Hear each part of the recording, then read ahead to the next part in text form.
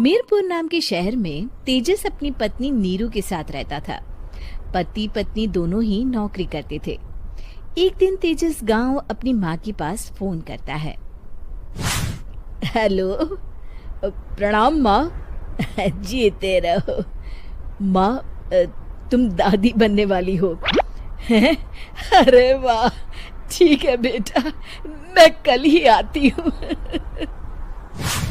जब माँ जी शहर पहुंची तो बेटे बहू ने बहुत अच्छे से स्वागत किया। लीजिए माँ जी, चाय। अरे गर्मा गर्म पकोड़े ले आओ माँ के लिए। नीरू रसोई में गई और 2 मिनट में ही पकोड़े ले आई। जी ये लीजिए। बहू जादू से बनाए हैं क्या? अभी तो रसोई में गई थी। यम्मी। माँ जी, शीला रसोई में पकोड़े तल रही है, मैं बस लेकर आई। हे भगवान, मेरा धर्म भ्रष्ट कर दिया तूने। अब तो गंगा जल से शुद्धिकरण करना होगा। दूसरे दिन, माँ जी मैंने नाश्ता बना दिया है, ऑफिस जा रही हूँ। पर अभी तो घर का सारा काम पड़ा है। शीला आती ही होगी, झाड़ू पोछा बर्तन कपड़े वो सब कर लेगी। हमारे जमाने में घर का सारा काम हम ही करते थे। जी माँ जी, आप बहुत होशियार हैं, मैं घर ऑफिस दोनों नहीं संभाल पाती। तो जरूरत क्या है घर से बाहर जाकर चाकरी करने की? वैसे भी घर का काम खुद करने से घर में बरकत आती है, समझी? पर माँ जी। पर वर कुछ नहीं, इस महीने की पगार मिले फिर ऑफिस बंद। हाँ। रात को नीरू तेजस से कहती है, सुनिए जी, माँ जी बोल रही थी कि मैं नौकरी छोड़ दूं। वैसे ठीक ही तो है, अभी तुम्हें आराम की जरूरत है। फिर भी आराम कहाँ, शीला को छुड़ाने के लिए बोल रही थी। तो अब 24 घंटे में इतना काम तो कर ही सकती हो। पर जॉब पसंद है मुझे, घर पर मन नहीं लगेगा। अगले दिन जब दोनों ऑफिस के लिए निकल रहे थे, मेरी तो कोई कीमत ही नहीं है इस घर में। माँ जी, आजकल महंगाई बहुत है, रहन सहन भी बदल गया है, दोनों नौकरी करते हैं तभी ठीक रहता है। अच्छा, तू कहना क्या चाहती है? मेरा बेटा तुझे बिठा के खिला नहीं सकता? तू ही इस घर का खर्च चला रही है, हैं?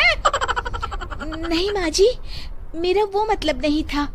मतलब खूब समझती हूँ, ये बाल धूप में सफेद नहीं किए मैंने। हाँ। अब तो ये रोज का काम हो गया था। तेजस भी रोज की झिकझिक से परेशान हो गया था।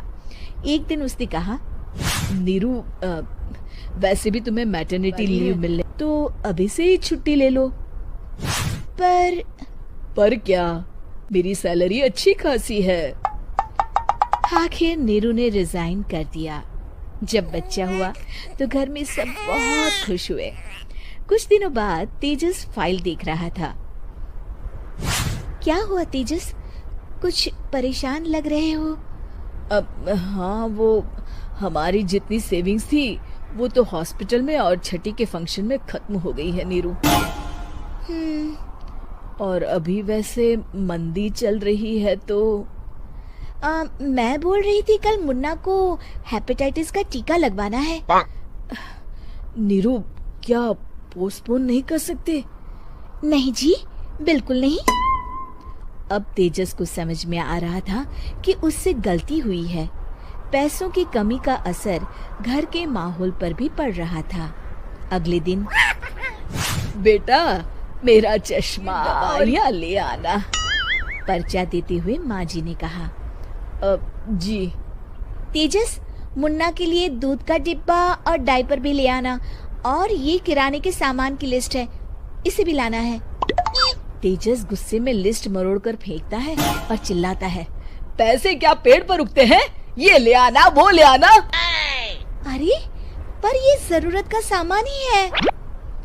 वो गुस्से में बिना कुछ कहे ऑफिस चला गया। अरे लंच तो ले जाइए। नीरू दौड़कर डिब्बा पकड़ाती है। एक दिन खाना खाने के बाद, नीरू, अब तो मुन्ना कुछ बड़ा हो गया, तो अब तुम वापस ज्वाइन कर लो ना जॉब। पर इस रिसेशन में जॉब मिलना बहुत मुश्किल है। ट्राई तो करो। फिर मुन्ना, माँ जी है ना, और एक फुल टाइम मेड भी लगा लेंगे। पर माँ जी, उन्हें तो पसंद नहीं। तभी माँ जी वहाँ आ जाती है और प्यार से नीरू के सर पर हाथ फेरते हुए बोलती है, अब मेरी समझ में आ गया बहू, पहले के और अब के समय में अंतर है। तुम काम शुरू करो, मुन्ना की जिम्मेदारी मेरी। मेरी प्यारी माँ जी। ये कहकर नीरू उनके गले लग गई। शिक्षा, परिवर्तन संसार का नियम है, हमें भी समय के साथ चलना चाहिए। उम्मीद है कि आपको हमारी ये कहानी पसंद आई होगी। कृपया हमारे चैनल को सब्सक्राइब करें और सभी अपडेट्स के लिए बेल आइकन जरूर क्लिक करें। और हाँ, वीडियो लाइक और शेयर करना मत भूलिएगा। Bye bye.